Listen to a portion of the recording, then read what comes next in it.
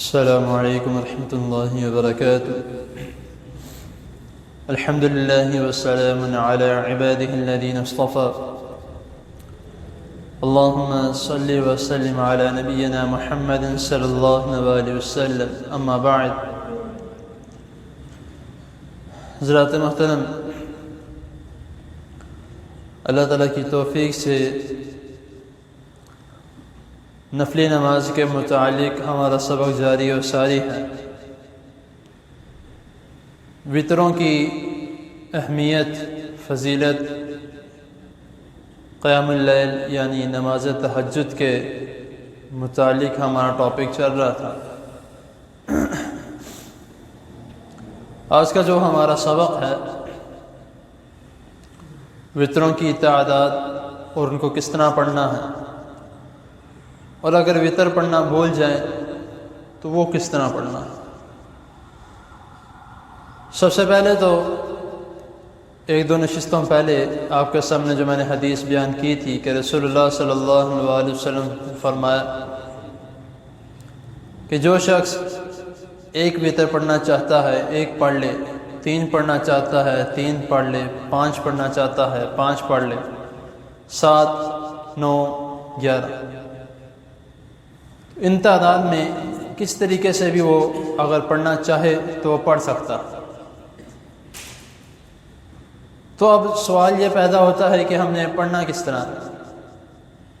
بعض لوگ ایسے ہیں کہ جو صرف اور صرف 3 ہی وطروں کا معمول بنا کے رکھتے ہیں، ہمیشہ 3 ہی پڑھتے رہتے، اور بعض لوگ ایسے ہیں جو صرف اور صرف 1 کا جو معمول بنا کے رکھتے ہیں۔ جب اگر اس طرح ہو کہ ایک حدیث ٹھیک ہو اور دوسری غلط ہو تو پھر ہم اس طرح کر سکتے ہیں کہ صرف اور صرف 1 پر عمل کیا جائے۔ لیکن جب جتنی احادیث ہمیں مل رہی ہیں جس کے متعلق آتا جاتا ہے تو ساری ٹھیک ہیں، تو کوشش کرے کہ ایک ایک کر کے سب کے پر عمل کیا جائے۔ یعنی کبھی 1 پڑھ لیا، وقت نہیں ہے کہیں جانا ہے، کوئی بات نہیں، 1 وطر پڑھ کے چلے جائے۔ ٹائم ہے 3 پڑھ لیں، اس سے زیادہ ٹائم ہے 5 پڑھ لیں، اس سے زیادہ ٹائم ہے 7 پڑھ لیں۔ تو یہ وقت کے حساب سے صرف 1 معمول بنا کے رکھنا یہ بھی ٹھیک نہیں ہے۔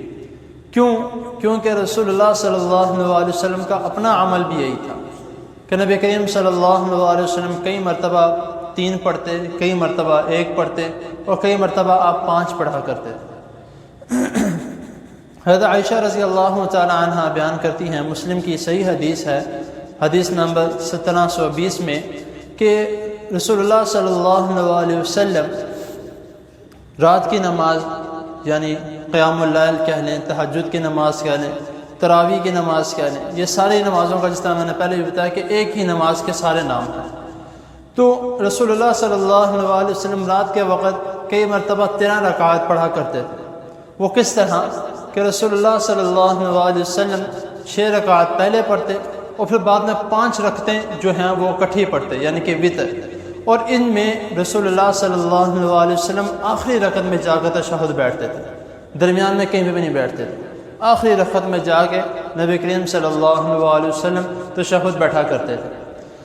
تو جو اس کے 3 وطروں کے متعلق آتا ہے، اس میں 2 احادیث آتی ہیں۔ ایک میں یہ آتا ہے کہ رسول اللہ صلی اللہ علیہ وسلم نے جو بقیہ نوافل ہیں وہ ادا کر کے تو آپ نے 2 نفل پڑھے اور پھر آپ تشہد میں بیٹھے، سلام پھیر کے آپ نے پھر 1 رکعت پڑھی۔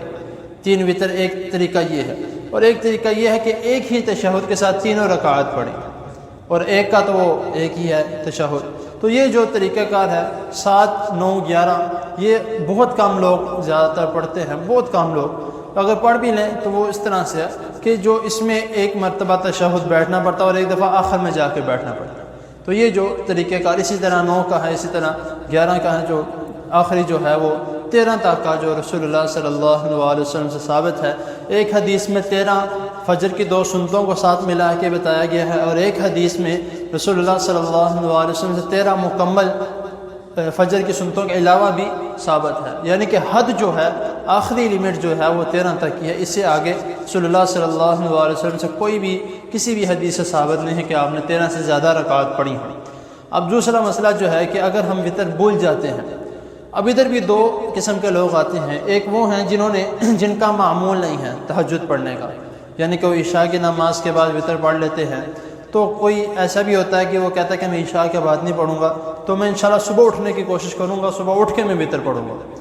تو رات کو لیٹ ہو جاتا ہے، جو بھی صبح آنکھ نہیں کھلتی، تو جو وطر ہے وہ جس وقت اس کی آنکھ کھلے گی اس نے پڑھنا ہے، یہ وطر لازمی ہے۔